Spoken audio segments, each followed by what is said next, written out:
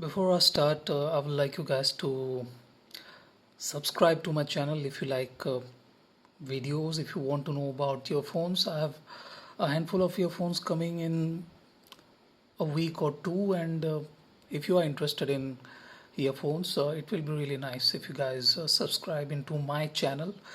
In this video, I'm talking about BGBP Art Magic DH3. It is a hybrid earphone with one dynamic driver and two BA drivers. It has an impedance of just 15 ohm, which is fairly easy, and it can be driven easily out of mobile devices. It's not difficult to drive. Sensitivity is 105 dB, which is good enough. Now the best part is the switches, tuning switches. uh, People are really excited about these switches, but I'm not really thrilled. I do not find these switches very exciting at all. These are good. They give you a bit of flexibility, but I'm not exactly sure that this is a necessity, to be precise, because if you have confidence in your tuning, you do not need to worry about the switches and stuff. The other earphone I'm comparing, the DH3, which is priced at $150 and can be availed from AliExpress. The other earphone I'm comparing it with is the BQEYZ Spring 2, one of my favorite sub $200 earphone. It too is a tri-hybrid. I'm not sure if it is a tri-hybrid because it has a single dynamic driver, 13 mm dynamic driver, which has 9 layers of piezoelectric plating on it. I'm not sure. 9 layers of piezo, so that is not exactly another driver, but it helps the sound nevertheless. And there is a BA driver for the treble region, I would like to believe. Let's start with the cables. The DS3 is good, but the cable is slightly on the stiffer side. It's not as supple as the spring. As you guys can see, this is much more supple. The cable doesn't have that kind of stiffness to it, but the DS3 is stiffer. It's on the stiffer side and is not very supple. It's slightly more stiffer. It has 8 cores, all right, but I'm not exactly happy with the suppleness. It's the other BGBP earphones like the VG4 and DM7 has more suppler cable. This is okay. This cable is just okay. For $150, one should not be complaining, but yeah, I'm spoiled, you can say. Then moving on to the comfort, I'll have to give it to the DS3. It has a semi-custom type shell, which gives a fairly good comfort inside the ear. It does not have any kind of irritation. It does not have any kind of problem inside the ear. But yeah, the nozzle could have been slightly deeper. As you guys can see, it could have been slightly deeper. You are going with the custom design, and the nozzle could have been a bit more deeper. It's not exactly deeper than the Spring 2. You guys can see it's not exactly deeper than the Spring 2. So yeah, it does not have a lot of advantage when it comes to insertion. It still is slightly on the shallower side. Now let's move into the sound quality region, and both these earphones are not bass heavy. Even though this one is a hybrid earphone, this does not have a pounding amount of bass coming out of that driver. The dynamic driver is not really aggressive when it comes to the lower end notes, and that is a very good thing. It's slightly on the balanced side. If you are one of those guys who like bass but does not want a lot of it, then this is a very good choice. It has good amount of sub bass. The sub bass is not very deep, but it's deep enough. The Spring 2 is slightly less deeper. The mid bass is slightly more voluminous than the sub bass, but the DS3 is slightly deeper. The sub bass is nicely voluminous. The Mid bass is good too. I'm not exactly uh, thrilled. I'm not really feeling comfortable saying that it has a big body. It is not big by any stretch of imagination, but it still is good. I do not find this bad at all. I would have liked a bit more of sub bass, a bit more of mid bass body from that dynamic driver, but nothing wrong in there. If you feel that you need to play with the switches, the number two switch is for bass and the number one is for mid and treble. So yeah, play around these switches and see if it fits better with slightly elevated bass or slightly elevated mid highs. Let's move on to the mid range. Now, in the last video, I already have told that the Spring 2 is excellent with mid range. The vocals are very good. The texture, the layering, the background, the decay, everything is excellent. But the DS3 is slightly more accurate, slightly more precise with the body. It does not have that kind of texture, it does not have that kind of cohesive feel to it, but it is slightly on the more precise side. The body is tidy, the decay is faster. Can it introduce sibilance? That depends. Everyone hears differently, and I do not find this sibilant at all. But those who are sensitive, they might find this slightly on the more aggressive side. The bite is good, but yeah, some people don't like the bite at all. This one doesn't have the bite, but the vocals and mid range is slightly on the forward side.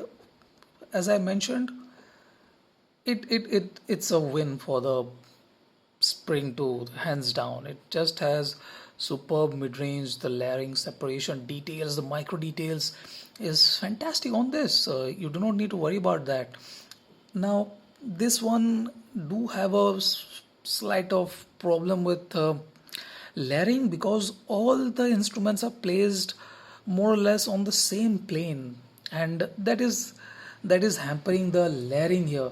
The layering could have been slightly better if they were placed in different planes. Like the Spring 2 is excellent with layering. This is good. You are not missing out of any amount of details or anything, but the layering is slightly inferior, obviously. Now moving on to the upper mid, yeah, this can be slightly bothering. I'm not exactly sure how to put this because I like this. I'm not feeling bad about the treble of the DS3, but some people might say that the upper mid and treble is slightly on the aggressive side. There is a bit more spark. The extension is fantastic, very good extension. The treble is well extended, but the lower treble and upper mid are slightly more energetic than they are mostly desired. This one doesn't have that kind of aggressiveness, even though this is slightly less extended and doesn't have that aggression to it. I really love the treble extension here, but I would have liked a bit more controlled treble region for sure. Now moving on to the stage size, this is bigger. In every dimension, it is taller, wider, and deeper too. And this one lacks depth, a good amount of depth. The height and width is good, but the depth is okay, not very excellent. But now, when it comes to resolution and imaging, these two are very similar. I do not find the Spring 2 doing better than the DS3 when it comes to the resolution. Both are very good, and I really like the ambience of this earphone. It has very good ambience feel. The you feel involved, you feel submerged in the music, much like the Spring 2. I was not expecting that kind of experience from a simple hybrid earphone. This one has a piezo electric driver, and yeah, I can expect things from this, but I was not exactly expecting this much of ambient sound from this is very good. The atmospheric feeling is very good. You really feel that you are involved in the music. You really feel that the music is being played for you. That's a very good thing. Now, do I suggest the DH3 to anyone? I kind of do. If you are not looking for a lot of bass and you like good amount of treble and okayish mid range which is not drowned or which is not exactly aggressive, yeah, this is a good earphone. It looks nice. You can see the blue driver. I like the transparent design because it lets you look at the design. You can play around the switches too. That gives you a bit of flexibility, a bit of freedom. But it is not for those who are sensitive to the treble. If you are sensitive, you should not be buying this. If you are looking for bass, then too you are not supposed to buy this. This is not bassy. For bass, you should get this. For bass, you should get the ISN D10. You are not compromising on much, but you are gaining good amount of bass, and the treble is not offensive either. So yeah, that is that. This is very good, but do I recommend this over this? Yeah, Spring 2 is just unbeatable. This is my favorite earphone, and there is a reason behind it. This is just an excellent sounding earphone, and there is no one beating this.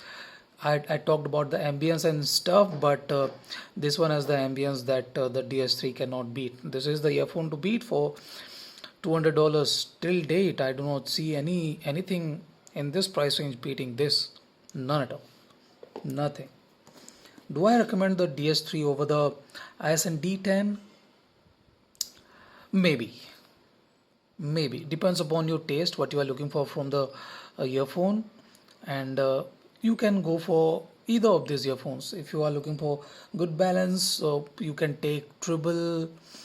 You are not exactly critical about mid forwardness, and you want plenty of details. This has very good amount of details. The details is plenty here. The transparency, clarity is very good. If you want that, if you are a sucker for clarity, you like transparency, you like that crispiness, you like that tingly feeling, then this is good. This one doesn't have that kind of separation, not separation, that kind of layering. Sorry, not separation. That it does not have that kind of layering. The separation is very good. Notes are very separate. They have good amount of air in between them, but the separation slightly ah mistake again. The layering is slightly on the shakier side. That's it. That's it for the DH3. DH3 is very good for $150, but it's a moody kind of earphone. If you are intolerant, you might find this to be difficult to take. If you watched till the end, thank you for watching, and if you haven't subscribed into my channel, please subscribe. I'll be uploading a lot more videos, comparison videos. I'll be doing a giveaway soon.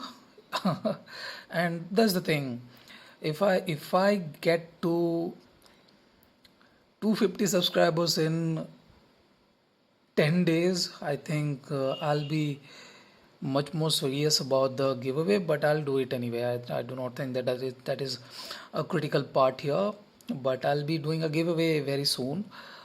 Some sealed earphones, sealed boxes, earphones will be on the shelf to be grabbed for free. May not be available for the international viewers because I'll not be very comfortable shipping them out of India. But if you are from India, you have a very good chance. I do not have a lot of subscribers, and I will not be giving it to anyone who has not subscribed into my channel. So if you haven't subscribed, subscribe. It will be rewarding. Thank you for watching, guys. Have a nice day. Enjoy.